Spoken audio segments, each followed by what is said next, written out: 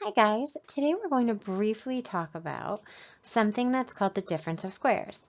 It's a factoring method and you use difference of squares when you're factoring special cases of binomials. We're going to take a look at that right now. So this is the definition of difference of squares. It says that if you have a squared minus b squared, well, you can factor that in the form of a plus b times a minus b. Let's take a look at this graphic. It says difference of squares, and it gives you an example of a difference of squares. 4x squared minus 9. So there's three big things that really should key you off to using difference of squares. First of all, you'll be looking at a binomial, which is a two-term polynomial. So the first thing that should sort of set off alarm bells in your head is if you see a binomial, right? That's a polynomial with two terms, 1, 2, okay? So one term, two terms. The second thing you should notice is that the coefficients of those terms are perfect squares. And a perfect square is a number that it's a product that you arrive at when you square a number. So 1 squared is 1, so 1 is a perfect square. 2 squared is 4, so 4 is a perfect square. 3 squared is 9, so 9 is a perfect square. So if the coefficients of those two numbers are perfect squares, okay, like 4 and 9 are, 4 is 2 squared and 9 is 3 squared. So if they're perfect squares, that's the second clue that should sort of tip you off that you should use difference of squares. And the last clue you should look for is there will be a minus sign between those two terms, okay? It wouldn't be 4x squared plus 9. If you see a plus sign there, you're not going to use difference of squares. But we have that minus sign there, 4x squared minus sign. So that's really the third and final clue that should really say to you, okay, you should be using difference of squares to factor this, okay? Because difference of squares will make your life really easy. Let's take a look. So here's our first example of difference of squares. At the very top of this slide, I've written what difference of squares states. A squared minus b squared equals quantity a plus b times a minus b. That's how it would factor.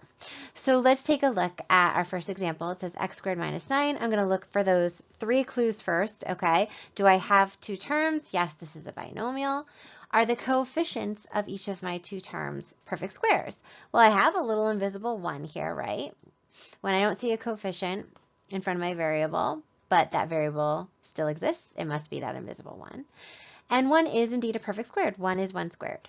Okay, my second coefficient is 9. Is 9 a perfect square? Well, yeah, it is, because 3 squared is 9. So both of my coefficients are perfect squares.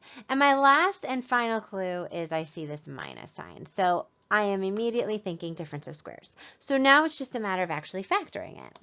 So we know that difference of squares says that a squared minus b squared equals quantity a plus b times quantity a minus b. Those are the factors.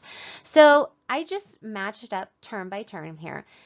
A squared, if I'm thinking about that, well, what's a? Okay, a is the square root of a squared. So to find what a is, when I'm looking at this polynomial, I just need to take the square root here. So the square root of x squared is, of course, x. So my a is x. Same thing here. If I want to know what b is, well, I need to take the square root, right, of b squared to get b. So again, I'm just taking the square root of 9. The square root of 9 is 3. So my b must be 3. So now I have all the pieces of information that I need. I know difference of squares says that a squared minus b squared factors as a plus b times a minus b. So what is a plus b times a minus b? Well, my a is x and my b is 3. So a plus b becomes x plus 3. And a minus b becomes x minus 3. And that is how this indeed factors.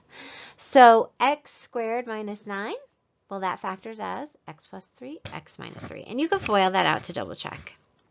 Let's take a look at one more example. So let's take a look at our second example.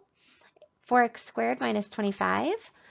It immediately just jumps out at me that here I'm dealing with a binomial. I only have 2 terms. So I'm already starting to think difference of squares. So let's check those second 2 criteria.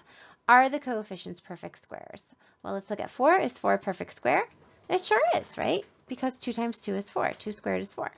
So that checks out. And the second coefficient is 25. Is 25 a perfect square?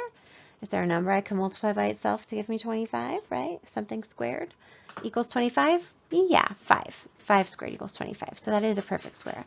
And then that last criterion that I need to think about to see if I should factor using difference of squares is there a minus sign? And indeed there is. So this is definitely a difference of squares. Okay, so we know that the difference of squares says that a squared minus b squared, when you factor that polynomial, it factors as a plus b times a minus b. So if we can find a and b, we'd be pretty golden, right? So let's think about this for a second. If a squared is 4x squared, right? Well, if we want to find a, then all we need to do is take the square root. So 4x squared, let's take the square root.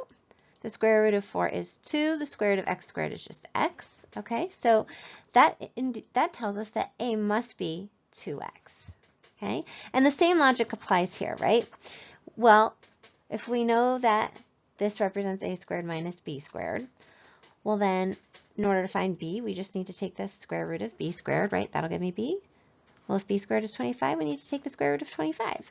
So the square root of 25 is, of course, equal to 5. Okay, we're only ever concerned about the principal roots here, the positive roots. So now we have an a, we have a b. So we can literally just plug the a and b into this factored form, a plus b times a minus b, which gives us 2x plus 5 times 2x minus 5, right? Here's my a, here's my b. So I just literally plugged it into that factorization. Not so bad, right? So here are a few examples of difference of squares that you can try on your own. I think you guys will do well with this, and if you have any questions, please feel free to post them in the questions discussion forum. All right, have fun. Bye, guys.